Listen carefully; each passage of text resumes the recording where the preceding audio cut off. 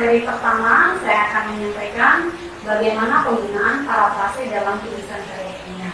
Nah, sebelumnya kita harus memahami atau mengetahui dulu apa pengertian secara harfiah dari parafrase tersebut.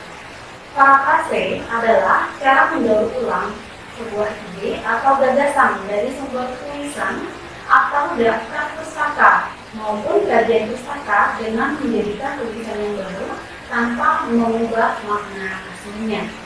Nah, kemudian parafrase ini nama lainnya yaitu teknik menulis new style agar terhindar dari plagiarisme saat menulis sebuah buku atau menulis karya ilmiah. Nah, cara dan tekniknya ini bisa melakukan salah satunya dengan kutipan tidak langsung. Cara atau teknik mengutip secara tidak langsung dapat diwujudkan dengan 3 cara, yaitu membuat parafrase, menyusun, dan meringkas kesimpulan. Nah, oleh karena itu, parafrase ini sangat penting dalam penulisan atau penyusunan buku dalam sebuah karya ilmiah.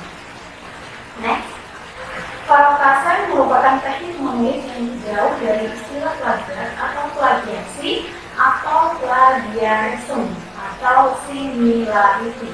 Nah, parafrase yang benar dalam penulisan karya ilmiah ini adalah ketika seseorang penulis atau peneliti mampu mengekspresikan tulisan dan perkataan yang didapatkan atau diperoleh dari orang lain dengan kata-kata yang baru supaya lebih mudah untuk dipahami dan memperhatikan kaidah-kaidah yang ada di dalam parafrase tersebut.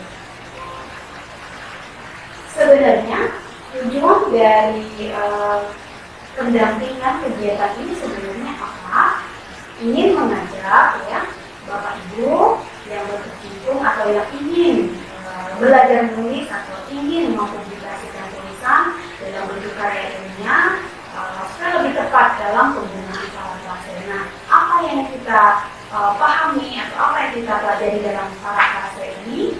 Yang pertama, ada penggunaan tanda baca, kemudian isi teks, struktur teks, pemilihan kosakata, penggunaan kalimat, dan mekanik dalam tulisan karya ilmiah itu sendiri. Nah, sebelumnya saya akan menjelaskan yang pertama itu adalah penggunaan tanda baca.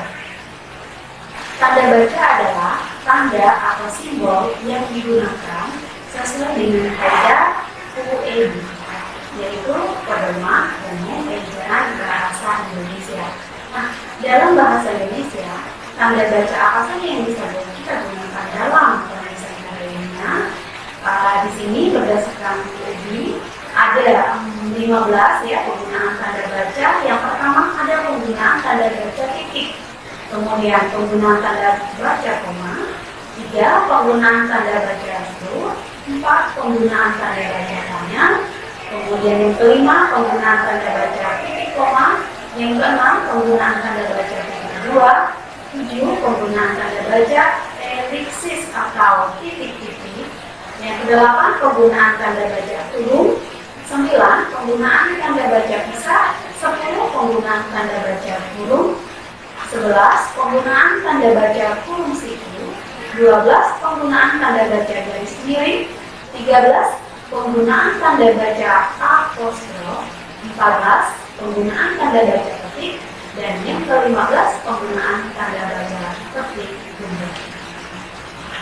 Kita akan melihat penggunaan tanda baca titik dalam karya ilmiah. Yang pertama sebagai penanda akhir kalimat.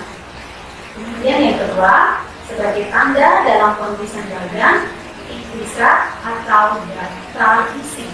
Yang ketiga sebagai pemisah angka pada penanda waktu seperti jam, menit, dan detik. Yang keempat penunjuk jangka waktu. Yang kelima memperjelas jumlah. Yang keenam peran dalam penulisan referensi. Yang ketujuh, tanda titik ini tidak digunakan pada akhir judul, ya, juga tidak digunakan pada kepala surat.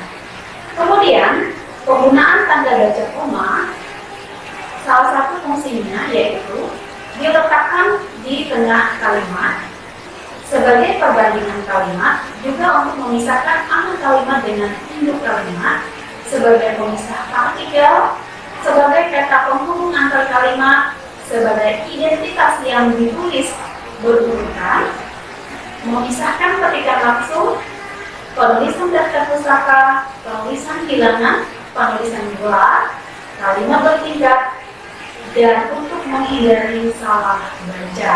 Nah, penggunaan tanda koma ini juga tidak digunakan untuk memisahkan petikan langsung. Selanjutnya, penggunaan tanda baca seluruh. Tanda baca seluruh fungsinya atau digunakan dalam kalimat perintah dan menunjukkan ekspresi kaget atau terkejut. Nah, nanti Bapak Ibu bisa melihat contohnya. Saya lanjutkan. Penggunaan tanda tanya. Penggunaan tanda tanya ini digunakan untuk menanyakan sesuatu dan digunakan dalam tanda kurung atau penggunaannya dalam tanda kurung. Nah, untuk menanyakan sesuatu, Bapak Ibu bisa menggunakan kata tanya 5W plus 1H atau yang biasa kita singkat itu adiksi. Apa, di mana, siapa, kapan, mengapa, dan bagaimana. Baik, saya lanjutkan Bapak Ibu. Kemudian paragrafnya yang kedua, yang akan kita pelajari dalam pendampingan ini yaitu isi teks. Nah, isi teks itu apa sebenarnya? Isi teks itu adalah gagasan pokok atau pokok pikiran dalam suatu teks. Jadi dalam membuat sebuah paragraf dalam karya ilmiah, kita harus mengetahui isi teks yang berupa gagasan pokok atau pokok pikiran dalam suatu teks. Gagasan pokok itu apa? Gagasan pokok adalah inti dari sebuah paragraf yang bisa ditemukan di awal paragraf, di akhir paragraf, ataupun di awal, di akhir paragraf. Nah, bentuk gagasan pokok ini memunculkan adanya jenis-jenis paragraf, yaitu paragraf deduktif, paragraf induktif, maupun paragraf yang kurang. Nanti kita akan melihat satu-satu jenis-jenis paragraf ini beserta contohnya. Nah, sebelumnya saya mau menjelaskan dulu bagaimana posisi paragraf dalam sebuah karya ini.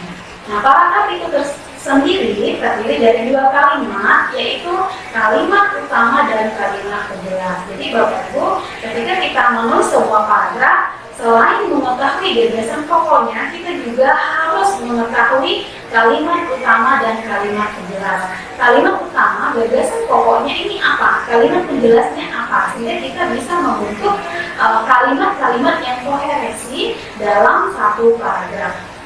Kalimat utama itu adalah kalimat yang bersifat umum, dapat dikembangkan menjadi simpulan paragraf.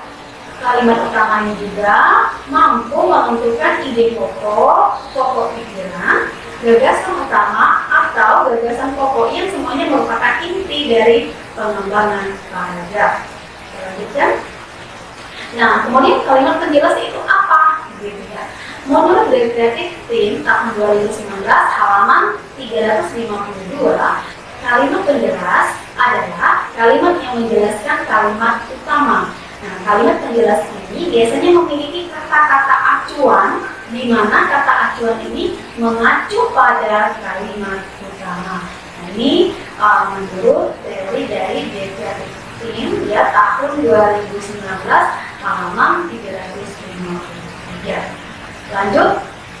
Nah, untuk posisi kalimat utama, kalimat penjelas atau posisi gagasan pokok dalam sebuah paragraf itu bagaimana? Nah, tentu Bapak Ibu sudah mengetahui atau sudah mendengar istilah paragraf induktif, paragraf deduktif, dan paragraf campuran. Itu dengan mengetahui itu, Bapak Ibu sudah mendapatkan sense of linguisnya, begitu ya, bahwa kalau deduktif gagasan pokoknya ada di awal kalimat, kalau induktif ada di akhir kalimat, kalau paragraf campuran ada di awal dan di akhir paragraf. Nah, kita hanya mengetahui yang seperti itu saja, tetapi bentuk realnya, nah, untuk menulis kalimatnya itu dalam sebuah paragraf itu seperti apa, nah, ini yang akan saya coba jelaskan dalam kegiatan pendampingan. Baik, posisi atau letak ya dari gagasan utama pada sebuah paragraf itu bisa di awal, di akhir maupun di awal dan di akhir paragraf. Oleh karena itu ya Bapak Ibu akan mengenal dengan adanya istilah paragraf deduktif, paragraf induktif, dan paragraf campuran. Nah, tentu istilah-istilah ini tidak asing ya bagi Ibu yang sudah terbiasa untuk menulis sebuah karya ilmiah. Namun kita harus melihat kembali bagaimana sih kaidah-kaidah atau ciri-ciri dari paragraf tersebut begitu ya. Inilah yang akan saya coba jelaskan kepada Bapak Ibu peserta kegiatan ini. Baik, kita lihat yang pertama, paragraf deduktif. Paragraf deduktif adalah paragraf yang memiliki gagasan pokok di awal paragraf. Nah, sedangkan paragraf induktif itu adalah paragraf yang memiliki gagasan pokok di akhir paragraf. Lalu kalau paragraf campuran seperti apa, Bu? Ya, paragraf campuran itu gabungan antara paragraf deduktif dan induktif. Dengan kata lain, ya, paragraf campuran adalah paragraf yang memiliki gagasan pokok ada di awal paragraf dan ada di akhir paragraf. Nah, untuk menentukan gagasan pokok itu sendiri, kita sebagai peneliti, sebagai penulis harus memperhatikan kata acuan. Kata acuannya itu di dalam paragraf itu apa saja? Bisa menggunakan kata ini, itu, atau nya. Nah, istilah di dalam sintaksis ya, ini itu sebagai kata tunjuk, sedangkan nya itu menunjukkan kepunyaan atau enklivika. Nah, jika kata acuan mengarah ke kalimat awal paragraf, maka itu adalah paragraf deduktif. Kemudian, jika kata acuan mengarah ke akhir paragraf, maka itulah yang kita kenal dengan paragraf induktif. Baik, Bapak Ibu peserta kegiatan ini, saya akan melanjutkan untuk menjelaskan contoh dari paragraf induktif. Dalam paragraf induktif, ya, tentu kita mengetahui ya bahwa ide pokoknya itu ada di akhir paragraf. Nah, dalam contoh paragraf ini yang terdiri dari 4 kalimat, ya, Bapak Ibu sudah dapat melihat gagasan pokoknya karena sudah saya berikan tanda, kalimatnya sudah saya hitamkan, ya, saya bold begitu. Tapi Bapak Ibu bisa mendengarkan ya atau membaca begitu dari contoh paragraf ini. Setelah banjir surut, anak-anak yang telah berhasil dievakuasi kemudian dibawa ke pelayanan medis darurat untuk mendapatkan pemeriksaan. Ternyata anak-anak korban banjir bandang tersebut mengalami beberapa kasus penyakit. Sebanyak 18 anak mengalami diare akut, 6 anak terkena demam berdarah, dan 3 anak mengalami penyakit kulit. Dapat dikatakan banjir bandang yang terjadi minggu lalu itu mengakibatkan dampak buruk bagi kesehatan anak korban banjir.